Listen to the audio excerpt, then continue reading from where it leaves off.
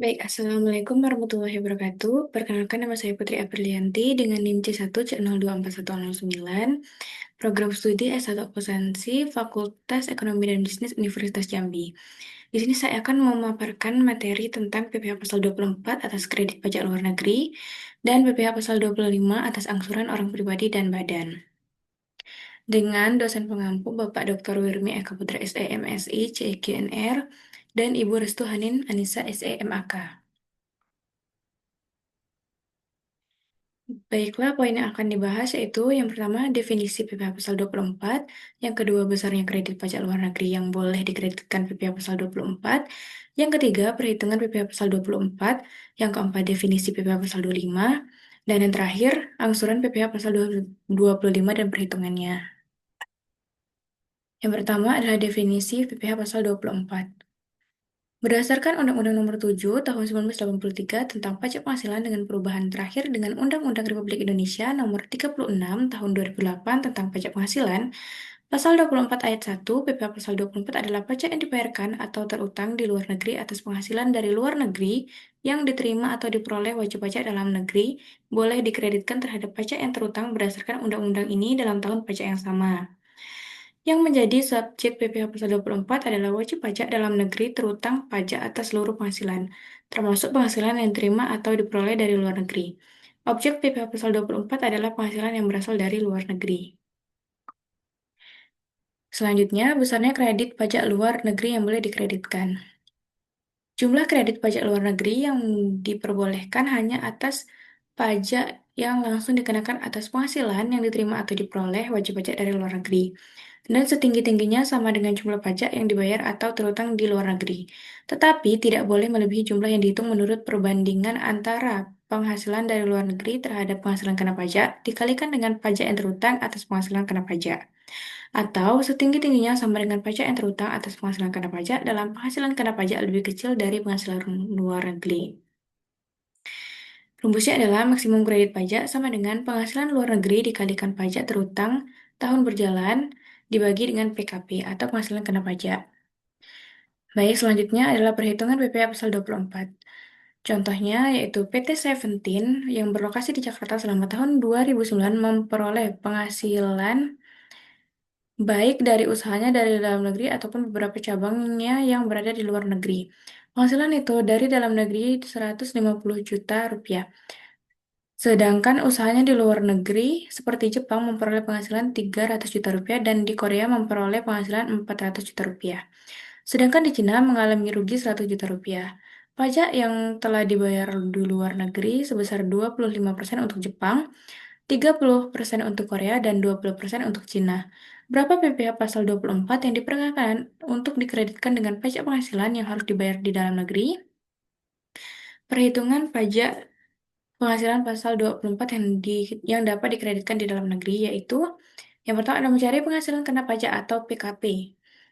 Penghasilan neto dalam negeri itu 150 juta, penghasilan neto luar negeri Jepang 300 juta ditambahkan dengan penghasilan neto luar negeri dari Korea 400 juta rupiah dijumlahkan sama dengan 700 juta rupiah. Penghasilan kena pajaknya adalah 150 juta rupiah ditambah dengan 700 juta rupiah sama dengan 850 juta rupiah. Yang kedua, mencari pajak penghasilan terutang dari jumlah PKP sebesar 850 juta rupiah dibagi 28% dikalikan 850 juta rupiah sama dengan 238 juta rupiah. Yang ketiga, mencari pajak yang telah dibayar atas penghasilan di luar negeri. Jepang adalah 25% dikali 300 juta rupiah sama dengan 75 juta rupiah. Untuk Korea, 30% dikali 400 juta rupiah sama dengan 120 juta rupiah. Yang keempat, mencari kredit pajak luar negeri atau KPLN. KPLN Jepang sama dengan 300 juta rupiah dibagi 850 juta rupiah dikali 238 juta rupiah sama dengan 84 juta rupiah. Untuk KPLN Korea sebesar 400 juta rupiah dibagi 850 juta rupiah dikalikan 238 juta rupiah sama dengan 112 juta rupiah. Selanjutnya, PPh Pasal 24 yang dapat dikreditkan di Indonesia atas penghasilan di Jepang sebesar 75 juta rupiah, dipilih yang terendah, dan PPh pasal 24 yang dapat dikreditkan di Indonesia atas penghasilan di Korea sebesar 112 juta rupiah. Pilih yang terendah. Selanjutnya, jumlah PPh pasal 24 yang dapat dikreditkan di dalam negeri.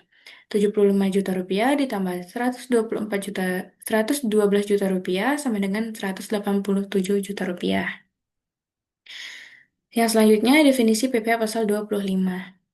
Pajak penghasilan pasal 25, selanjutnya disingkat PPh pasal 25, merupakan pajak penghasilan pajak penghasilan pasal 25, selanjutnya disingkat PPh 25, merupakan angsuran PPh yang harus dibayar sendiri oleh wajib pajak untuk setiap bulan dalam tahun pajak berjalan, sebagaimana dimaksud dalam pasal 25 Undang-Undang Nomor 7 Tahun 1983, sebagaimana telah diubah terakhir dengan Undang-Undang Nomor 36 Tahun 2008 tentang pajak penghasilan.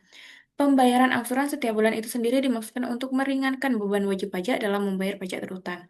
Angsuran PPh pasal 25 tersebut dapat dijadikan kredit pajak terhadap pajak yang terutang atas seluruh penghasilan wajib pajak pada akhir tahun pajak yang dilaporkan dalam surat pemberitahuan tahunan pajak penghasilan atau SPT tahunan PPh. Yang terakhir adalah angsuran PPh pasal 25 dan perhitungannya. Pajak penghasilan dikenakan terhadap subjek pajak atas penghasilan yang diterima atau diperolehnya dalam tahun pajak. Undang-Undang Pajak Penghasilan Nomor 7 Tahun 1983 sebagaimana telah diubah terakhir dengan Undang-Undang Nomor 36 Tahun 2008 menentukan pelunasan pajak penghasilan oleh wajib pajak dapat dilakukan melalui dua cara, yaitu yang pertama pelunasan pajak penghasilan dalam tahun berjalan dan yang kedua pelunasan pajak penghasilan pada akhir tahun pajak. Secara umum, PPh pasal 25 yang harus dibayar sendiri oleh wajib pajak badan dapat dihitung sebagai berikut. PPh terutang menurut SPT PPh tahun pajak yang lalu dikurangi dengan PPh pasal 22, 23, dan 24, selanjutnya dibagikan dengan 12 atau banyaknya bulan dalam bagian tahun pajak. Baiklah, contoh kasusnya yaitu jumlah pajak penghasilan Tuan Budi yang terutang sesuai dengan SPT tahunan PPh 2018 adalah 30 juta rupiah. Pada tahun 2018 telah dibayar dan dipotong atau dipungut yang pertama PPh pasal 21 sebesar 8 juta rupiah, yang kedua PPh pasal 22 sebesar 2 juta rupiah, yang ketiga PPh pasal 23 sebesar 2 juta rupiah, dan PPh pasal 25 sebesar 12 juta rupiah. Hasilnya adalah 24 juta rupiah. Besarnya angsuran PPh pasal 25 tahun 2019 adalah 30 juta dikurangi dengan 64 juta rupiah sama dengan 6 juta rupiah. Selanjutnya, PPh terutang tahun 2018 adalah 30 juta rupiah. Pengurangnya, yang pertama PPh pasal 21, 8 juta rupiah. Yang kedua PPh pasal 22, 2 juta rupiah. Dan yang ketiga PPh pasal 23, 2 juta rupiah. Hasilnya yaitu 12 juta rupiah. Nah, dasar perhitungan PPh pasal 25 tahun 2019 yaitu 18 juta rupiah, hasil dari 6 juta rupiah ditambahkan dengan 12 juta rupiah. Selanjutnya, besarnya PPh pasal 25 per bulan, yaitu 18 juta rupiah dibagi dengan 12, sama dengan 1.500.000 rupiah. Jadi, Tuan Dimas harus membayar sendiri angsuran PPh pasal 25 setiap bulan pada tahun 2019 mulai masa Maret sebesar 1.500.000 rupiah. Nah, kesimpulannya, berdasarkan Undang-Undang Nomor 7 Tahun 1983 tentang pajak penghasilan dengan perubahan terakhir dengan Undang-Undang Republik Indonesia Nomor 36 Tahun 2008 tentang pajak penghasilan, Pasal 24 ayat 1 PPh Pasal 24 adalah pajak yang dibayarkan atau terutang di luar negeri atas penghasilan dari luar negeri yang diterima atau diperoleh wajib pajak dalam negeri. Dalam negeri boleh dikreditkan terhadap pajak yang terutang berdasarkan undang-undang ini dalam tahun pajak yang sama. Ketentuan PPh Pasal 25 Undang-Undang Pajak Penghasilan mengatur tentang perhitungan besarnya angsuran bulanan yang harus dibayar sendiri oleh wajib pajak dalam tahun berjalan. Pembayaran pajak sendiri dalam tahun berjalan dapat dilakukan dengan yang pertama yaitu wajib pajak membayar sendiri atau PPh Pasal 25. Dan yang kedua melalui pemotongan atau pemungutan oleh pihak ketiga. PPh Pasal 21, 22, 23, dan 24. Baiklah, sekian paparan materi yang dapat saya sampaikan. Lebih dan kurangnya saya mohon maaf. Saya akhiri wabillahi taufiq wal hidayah. Wassalamualaikum warahmatullahi wabarakatuh.